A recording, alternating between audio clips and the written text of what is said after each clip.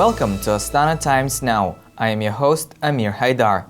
In this broadcast, we'll look at recent Kazakh efforts to boost foreign investments, the construction of the Saryarka gas pipeline, and the growth of Kazakhstan's car manufacturing sector, among other stories. Let's get started. Kazakhstan recently set an ambitious goal to increase foreign investment. The new Kazakh Coordinating Council to attract foreign investments recently adopted a roadmap to increase foreign investments to $34 billion annually by 2025 from $24 billion in 2018. The Coordinating Council was established in April and is chaired by the Kazakh Prime Minister. The roadmap includes legislative and institutional measures to support more public-private partnerships to attract investment. Target areas for investment include transport and logistics, energy, tourism, infrastructure, healthcare, and education. The Council will also consider projects that provide vertical integration of existing enterprises. The document includes key approaches to planning investment projects, promoting the legal system at the Astana International Financial Center, and promoting the investment image of Kazakhstan abroad. The goal is to ensure the investments will make up 30% of the gross domestic product by 2025. More than 2.7 million Kazakh residents in Nur-Sultan and the country's northern regions will have a more consistent gas supply by the end of the year. That is when officials hope to complete the first stage in the construction of Saryarka gas pipeline. The 1,061-kilometer pipeline will go through Karauzek in the Kızıldağ region, Zhezkazgan, Karaganda, Temirtau, and to the Kazakh capital Nur-Sultan.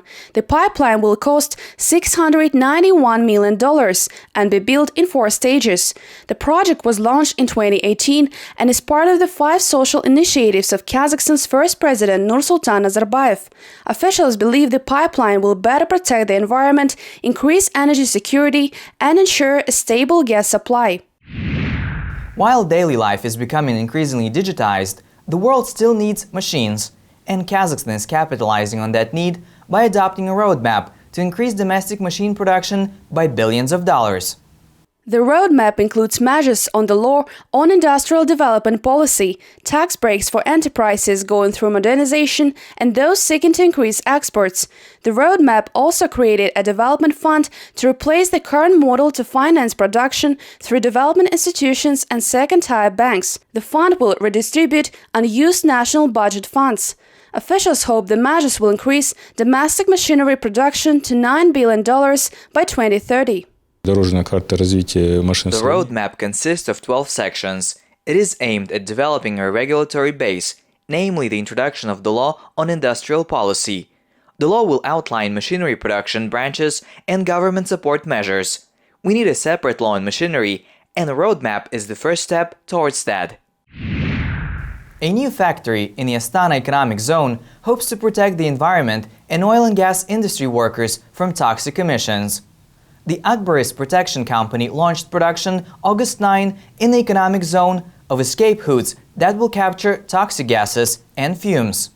The plant will produce up to 40,000 escape hoods per year. The company operates under the license from British Avon Protection. Air purifying escape respirator protects against airborne chemical, biological, radiological, and nuclear threats.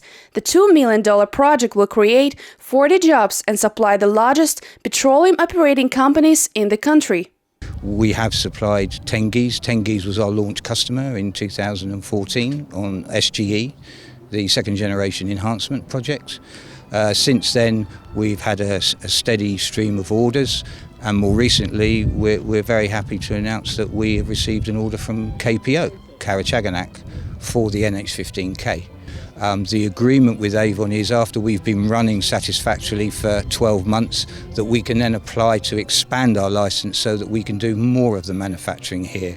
So at the end of the day, our aim, medium to long term, is that we would buy just components and complete the manufacturing cycle here from start to finish. Nur-Sultan's Boris recently won the preseason President's Hockey Cup and appear well-positioned for the upcoming Continental Hockey League season. The President's Hockey Cup offers fans the opportunity to see players in action before the start of the season. This year, fans got a glimpse of a new Baris goaltender and forwards who joined the team over the summer.